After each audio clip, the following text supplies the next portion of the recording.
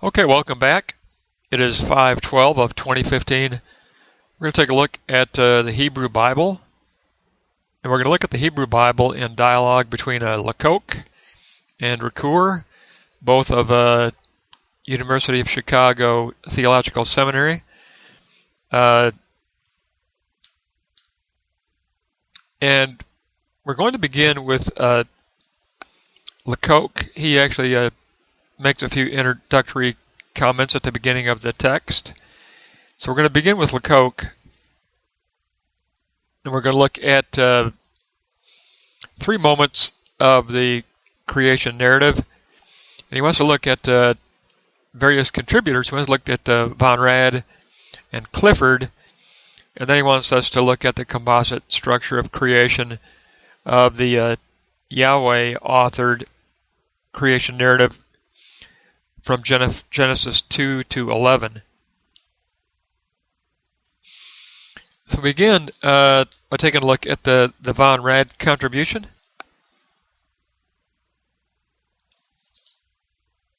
And Lacocque tells us that the doctrine of creation originally began as a doctrine of soteriology. Creation was an act of Yahweh's favor. It was an act of salvation. And initially we have the Genesis 1 mythological account of the creation, and it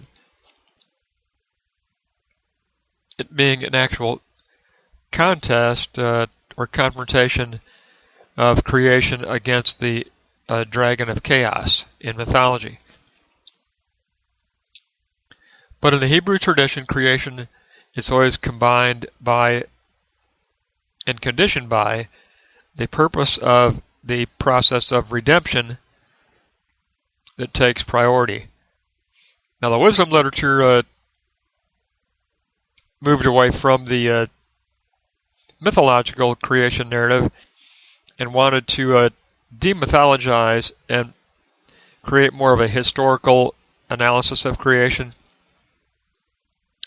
And it primarily portrayed the deity of creation as the deity of history, both being identical. Now, Lacocque also wants to bring up Clifford in his version of interpreting the creation narratives. He said that the ancient cosmology was a conflict between clashing parties, and human society emerged as a structure in Yahweh's land.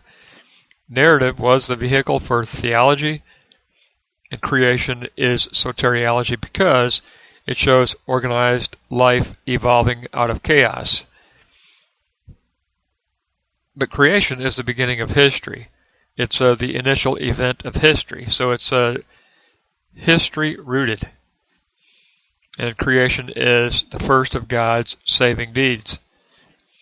So the theme of redemption and the theme of creation belong to a singular composite structure. They are 2 aspects of this composite structure where creation and soteriology are united.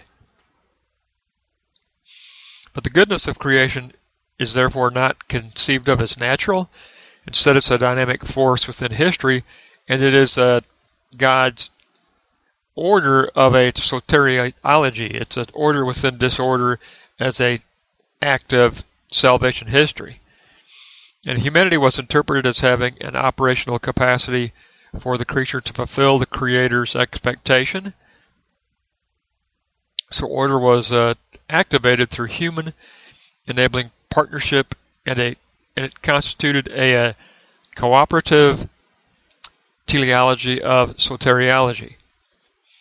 So harmony in creation became equated with obedience. So to summarize, Clifford, Lacocque says the world is created by commandment. It has an uncertain equilibrium in the hope of humanity's obedience and participation. Chaos surrounds creation on all sides. Its containment is due to the rebuke of God. Therefore, creation is an eschatological process. And it is the ongoing sin of humanity that returns the earth to this chaotic state and chaos nature. From there, he wants to move on to this composite structure and take another look at it.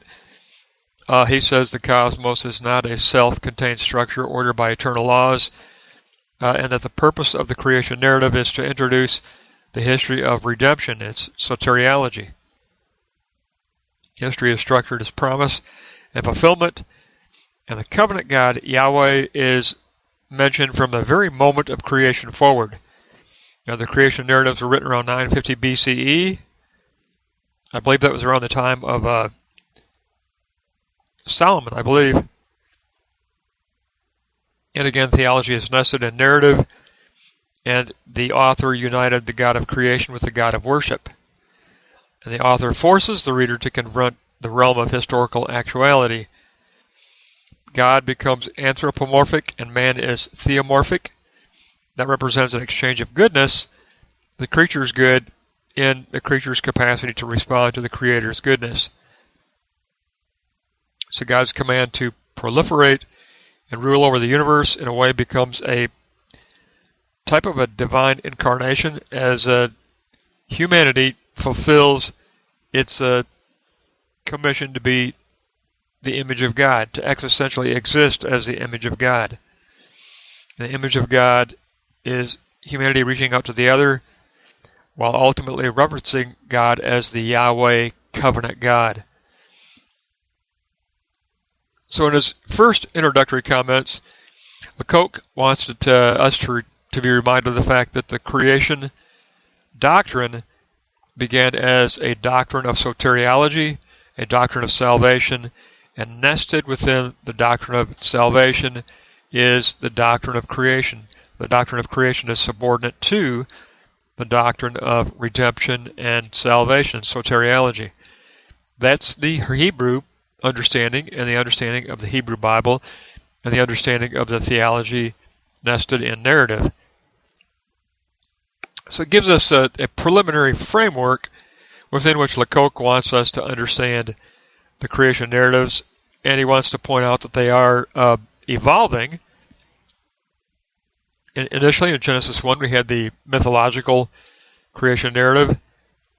In Genesis 2 and 3, or all the way up through 11, we have the transitional period of a creation narrative that is on the verge of transitioning to the historical analysis, but still contains elements of the mythological. So it's the in transition.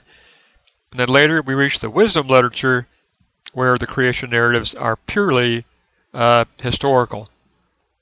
So we go mythology to historical, mythological tension to historical. It's a three-stage process of how the creation narratives evolved, but that entire evolvement is nested within the idea that they are subordinate to the doctrine of redemption and soteriology.